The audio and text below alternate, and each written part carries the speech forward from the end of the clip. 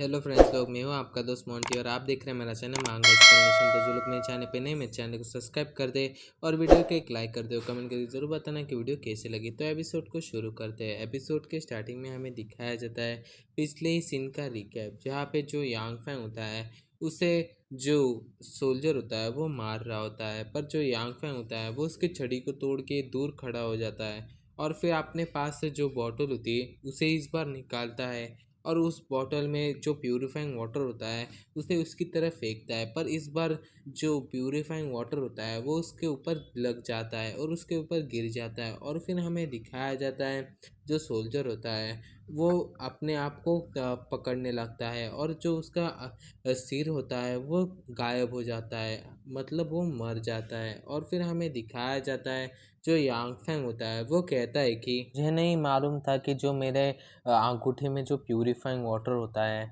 जिससे जो purifying water बनता है वो जो डार्क सीट होता है उसे भी प्रभाव कर सकती है। मुझे नहीं मालूम था, मेरी पिछली ज़िंदगी में मैंने इससे सिर्फ अपने आप को ही हील किया था, पर इस जो बैटलफील्ड है वहाँ पे इसका उपयोग होता है ये तो मुझे अभी पता चला। मुझे लगता है कि अपोक्लिस और ये बैटलफील्ड का कोई ना कोई संबंध ज़रूर हो सकता है और मुझे लगता है कि इन सभी के पीछे एक ही आदमी हो सकता है, क्योंकि ये अपोक्लिस, ये डार्क सीट और ये जो डीलर और इसके पीछे ये जो हम मैं जिस जगह पे हूँ, ये बैटलफील्ड, ये सब कुछ मुझे लगता है इसे एक ही आदमी कंट्रोल कर रहा होगा। और फिर हमें दिखाया जाता है जो यांग फैंग होता है वो बैटलफील्ड से बाहर आ जाता है और कहता है कि ऐसा लगता है कि ये सब कुछ खत्म हो चुका है। तभी यांग फैंग को आवाज़ आती है कि आपने चुनौती पूरी कर ली है, आपको जो टारगेट दिया था आपने उसे पूरा कर लिया है। आपके जो जो कुछ भी इस सभी मतलब जो बैटलफील्ड से मिला है उन सभी के बारे में बताया जाता है कि यांग फैंग को उस बैटलफील्ड से क्या क्या मिला है। इन सभी की चीज़ों के बारे में नहीं बताऊंगा क्योंकि लंबी वीडियो बन जाएगी। तो एपिसोड को शुरू करते हैं और फिर हमें दिखाया जाता है जो यांग फैंग होता है वो अपने मन में कह रहा होता है कि जो मुझे रिवॉर्ड मिले हैं वो बहुत ज़्यादा अच्छे मिले हैं, मैंने इतना ज़्यादा रिस्क उठाया और मुझे रिवॉर्ड भी बहुत ज़्यादा अच्छे मिले हैं, तो जो इतना ज़्यादा रिस्क होगा उतना ज़्यादा ही अच्छे रिवॉर्ड होंगे। और मुझे सिर्फ इस बात की खुशी नहीं है क्योंकि जो मेरा फोर्जिंग मतलब जो आर्ट्स का जो स्किल है जिससे मैं हथियार बनाता हूँ वो सिर्फ लेवल 3 तक ही पहुँचा है, उससे ज़्यादा नहीं हुआ। और फिर हमें दिखाया जाता है जो यांग फैंग होता है वो बहुत ज़्यादा चौंक जाता है और कहता है कि जो मेरी फोर्जिंग की जो स्किल है वो तो अपग्रेड हो रही है, ये कैसे हो सकता है। और फिर वो सोचता है कि ओ, तो जो मैंने बॉस को मारा था इसकी वजह से जो मेरी फोर्जिंग की जो स्किल है वो अपग्रेड हो गई है, वो लेवल 3 तक पहुंच रही है। मुझे लगता है वो लेवल 3 तक पहुंच ही जाएगी। और फिर हमें दिखाया जाता है जो यांग फैंग होता है वो कहता है कि ये बहुत ज़्यादा दर्द दे रहा है, मैं लेवल 3 तक जा रहा हूँ, ये फोर्जिंग की इस स्टेज में मुझे बहुत ज़्यादा दर्द हो रहा है। और फिर हमें दिखाया जाता है जो यांग फैंग होता है वो अपने आप को एक हीलिंग पोशन ले लेता है और इस हीलिंग पोशन को पोषने पीने लगता है। और फिर हमें दिखाया जाता है जो यांग फैंग होता है वो एक कार्ड उसके सामने होता है तो उसे क्लिक कर देता है और फिर हमें दिखाया जाता है जो कार्ड होता है वो यांग फैंग के साथ मर्ज होने लगता है। और फिर हमें दिखाया जाता है जो यांग फैंग का जो लेवल होता है वो फोर्जिंग का 4 लेवल पे चला जाता है और उसके पास आइस मास्टर की पई पावर आ जाती हैं। और फिर हमें दिखाया जाता है जो यांग फैंग होता है उसकी जो आंखें होती हैं उसमें से एक आँख ब्लू कलर की हो जाती है और फिर जो यांग फैंग होता है वो कहता है कि यस, मैंने ये कर दिया, मेरा जो फोर्जिंग की जो सेकेंड लेवल है मैं वहाँ तक पहुँच चुका हूँ, अब मैं फोर्जिंग को और ज़्यादा बेहतर तरीके से कर सकता हूँ। और फिर हमें दिखाया जाता है जो यांग फैंग होता है वो अपने सामने जो सेकेंड लेवल के हीलिंग पोशन होते हैं उन्हें लेने के लिए कह रहा होता है और कहता है कि अगर मैंने इन चीज़ों को अभी नहीं खरीदा तो मेरी तो वाट लग जाएगी। अगर मैंने इसे अभी नहीं खरीदा तो जो मेरी खून की कमी की वजह से मैं मर जाऊँगा और अब तक मैंने जितना भी सब कुछ किया है वो सब कुछ वेस्ट हो जाएगा। मुझे जल्दी से जल्दी इस हीलिंग पोशन को खरीदना होगा।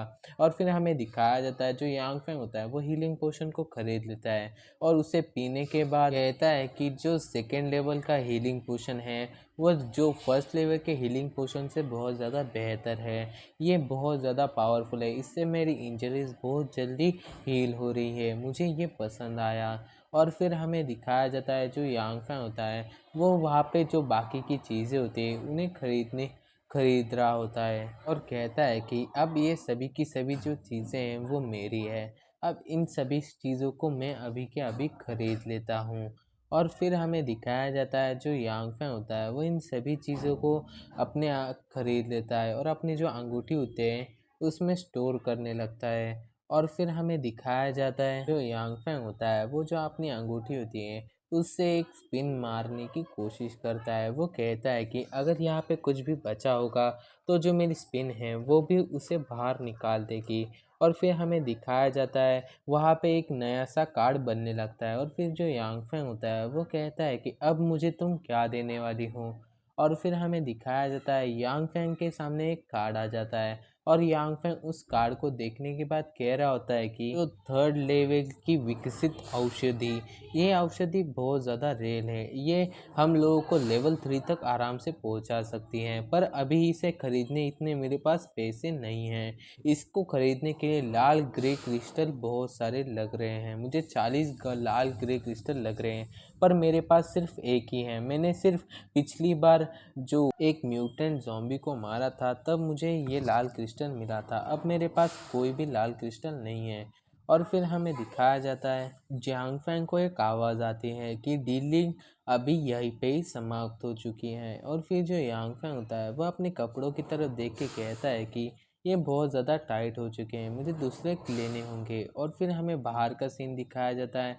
जो यांग फैंग होता है वो बाहर आ जाता है और फिर जो यांग फैंग होता है वो अपने मन में कह रहा होता है कि मुझे जैसा लगा था वो वैसा ही है।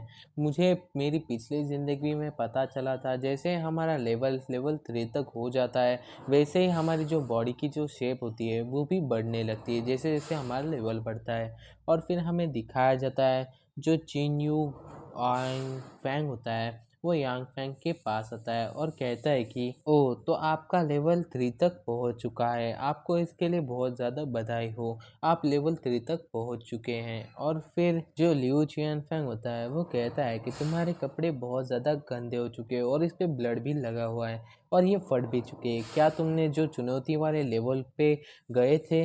और फिर जो यांग फैंग होता है वो कहता है कि हाँ, और मैं आपसे ये एक बात भी कहना चाहता हूँ कि जो चैलेंज की जो दूसरी और तीसरी लेवल है उसे भी आप मेरे लिए रिज़र्व करके रख सकते हैं, आप उसे किसी को भी ट्राई करने मत देना।